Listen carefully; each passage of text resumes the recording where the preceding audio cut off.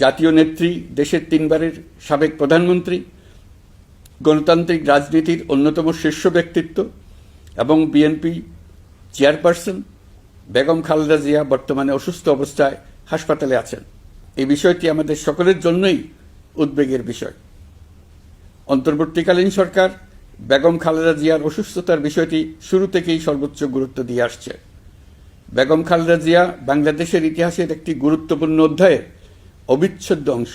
বাংলাদেশের স্বাধীনতা, সার্বভৌমত্ব ও গণতন্ত্রের প্রতি তাঁর অবিচল অঙ্গীকার, দেশের উন্নয়নে তাঁর অবদান এবং তার প্রতি জনগণের শ্রদ্ধাময় আবেগ বিবেচনা নিয়ে সরকার ইতিমধ্যেই তাকে রাষ্ট্রের অতি গুরুত্বপূর্ণ ব্যক্তি হিসেবে ঘোষণা দিয়েছে।